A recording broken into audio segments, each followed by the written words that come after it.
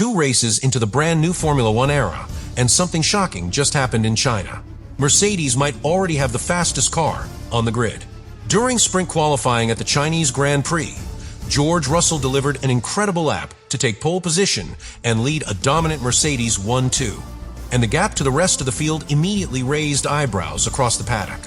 Because when the numbers appeared on the timing screen, one thing became clear. The Mercedes W17 looked terrifyingly fast. But the moment that really surprised everyone came after the session. Lewis Hamilton, now driving for Ferrari, spoke about the Mercedes' performance, and what he revealed caught the attention of the entire paddock. Because according to Hamilton, the Mercedes package right now looks extremely difficult to beat. Balanced in the corners, incredibly efficient on the straights, and perfectly adapted to the new 2026 hybrid regulations. Which raises a very uncomfortable question for the rest of the grid. Has Mercedes already solved the new Formula One rulebook better than everyone else? Because the data from China is hard to ignore. Russell on pole, Mercedes leading the field, Ferrari chasing, McLaren trying to keep up, and the reigning world champion, Lando Norris, suddenly facing a much bigger challenge if this Mercedes pace continues. So the big question after the Chinese Grand Prix sprint qualifying is simple. Is the Mercedes W17 already too fast for the rest of Formula One? Because by the end of this video, you will understand why Russell's fastest lap and Hamilton's own reaction might reveal that the balance of power in Formula One has just changed. But the truth is, the dominance Mercedes showed in sprint qualifying did not appear out of nowhere. The warning signs were already visible earlier in the weekend, long before George Russell set the fastest lap. When Formula One arrived in Shanghai for the second race of the 2026 season, teams already knew this circuit would reveal a lot about the new cars. Shanghai is one of the most demanding tracks on the calendar. Long straights, heavy braking zones, slow traction corners, and extremely complex hybrid energy management. Under the new regulations, energy deployment is more important than ever. If your hybrid system is efficient, you gain huge speed on the straights. If it is not, you lose time very quickly. From the very first laps of the weekend, Mercedes looked comfortable. George Russell immediately found a rhythm with the W17. The car looked stable through the long opening spiral of the Shanghai circuit. Traction out of the slower corners looked smooth, and the acceleration down the long straights looked incredibly strong. That last detail immediately caught the attention of other teams, because straight-line efficiency has become one of the most decisive performance factors under the new 2026 rules. Meanwhile, Ferrari looked competitive, but slightly behind. Lewis Hamilton and Charles Leclerc both showed solid pace during the early sessions. The SF26 looked balanced, the rear of the car stable through medium speed corners, and tire management looked promising. But something was missing: pure qualifying speed. Ferrari arrived in China with one of the most talked about technical ideas of the season: a radical rotating rear wing concept that many fans quickly nicknamed the Macarena wing. A design capable of increasing top speed by several kilometers per hour by aggressively stalling the rear aero at high speed. It looked dramatic, and it immediately generated debate across the paddock.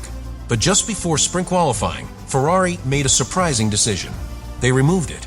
The team returned to a more conventional rear wing setup after concerns about correlation between wind tunnel data and real track behavior. That choice made the car more predictable, but it also meant Ferrari lost some of the straight-line advantage they hoped to gain. And that is exactly where Mercedes looked strongest. Because every time Russell accelerated onto the long Shanghai straight, the W17 looked incredibly efficient. The car maintained speed, the energy deployment looked smooth, and the acceleration never seemed to fade. By the time sprint qualifying began, many engineers in the paddock were already starting to realize something important. Mercedes might have cracked the new hybrid rules earlier than everyone else, but nobody expected the difference to look this obvious until Russell delivered that lap. And when the decisive moment of sprint qualifying finally arrived, everything suddenly became clear. Because the session started in a way that made the fight look close. At first, during the opening phase of the qualifying session, several teams appeared competitive. Russell set the early benchmark, but both Ferraris were not far behind.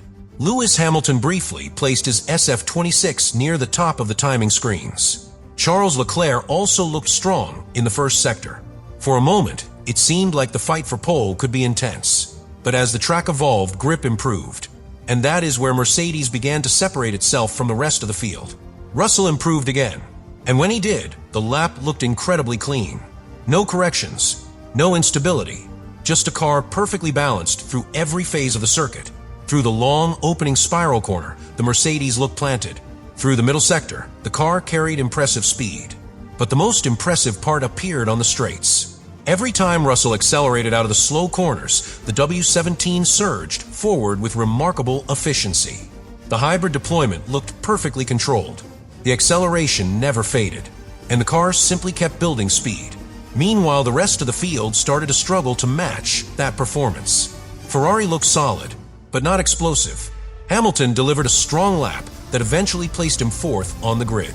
Charles Leclerc followed in sixth position, both drivers competitive, but still unable to match the ultimate pace of the Mercedes. Ahead of them, Lando Norris managed to place the McLaren in third, but even that impressive lap could not challenge Russell's time. When the final attempts ended, the picture became very clear. George Russell secured sprint pole. His teammate completed a Mercedes 1-2. And suddenly, the hierarchy of the new season looked very different. Mercedes at the front, McLaren chasing, Ferrari just behind. After the session, Lewis Hamilton spoke calmly about the result, but his words revealed something important. He admitted that the Mercedes package right now looks extremely strong under the new regulations, particularly in how it manages hybrid energy down the long straights of circuits like Shanghai. And that detail explains a lot, because under the 2026 regulations, energy management has become one of the biggest performance factors in Formula One. It is no longer just about aerodynamics. It is about how efficiently the car harvests and deploys energy across an entire lap. Right now, the Mercedes system appears incredibly refined. The deployment looks smooth. The acceleration remains consistent, and the car maintains speed longer than many of its rivals. Ferrari, on the other hand, still appears to be searching for that final piece of performance. The SF26 looks balanced. The car handles well through medium speed corners, and tire management looks promising for race conditions. But in pure qualifying mode, the Ferrari simply lacks the explosive performance needed to fight Mercedes directly. And that is why Hamilton's reaction after the session caught so much attention. He did not sound frustrated, but he sounded realistic, because he knows exactly how strong a Mercedes can be when the team understands a new set of regulations better than anyone else. And right now, that might be exactly what is happening, which leads to a question that many people in the paddock are already asking. If the Mercedes W17 is this strong after only 2 races, how fast will it become once the team begins developing it further throughout the season? And this is exactly where the situation becomes fascinating for the rest of the grid. Because what we saw in China might not just be a strong weekend for Mercedes. It might be the first real sign that they have understood the new regulations better than everyone else. Remember something important. The 2026 Formula One rules completely changed how performance is generated. Aerodynamics still matter. Mechanical grip still matters.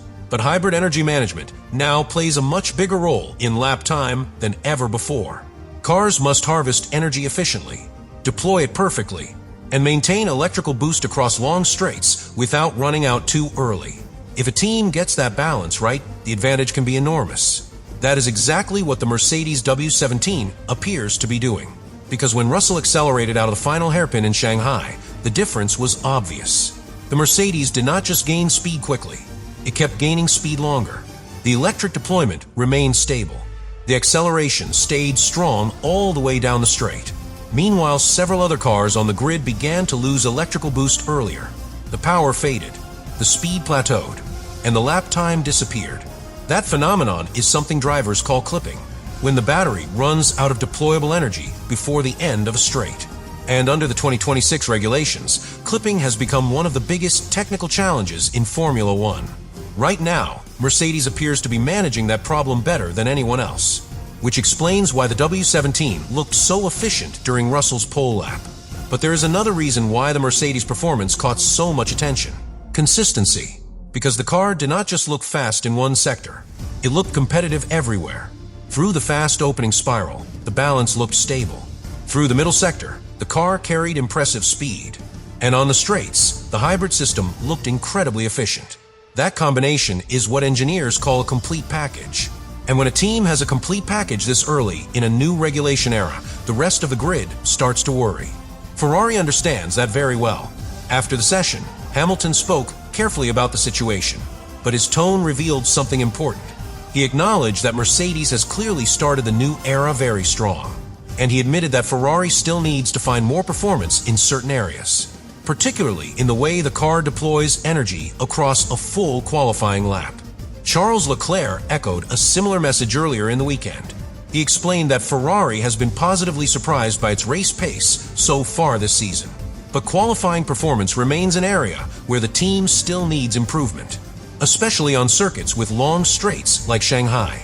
That difference between race pace and qualifying speed could become extremely important, because the sprint format leaves very little time to experiment. If a team cannot extract performance immediately, the weekend becomes much more complicated, which is exactly the challenge Ferrari now faces. Meanwhile, Mercedes looks comfortable, confident, and fully in control of its new car. And that leads to the biggest question after the Chinese Grand Prix sprint qualifying. If the Mercedes W17 is already this fast after only 2 races, what happens when the team begins bringing major upgrades later in the season? Because if the foundation of the car is already this strong, the rest of the grid might soon find itself chasing a machine that only becomes faster with time.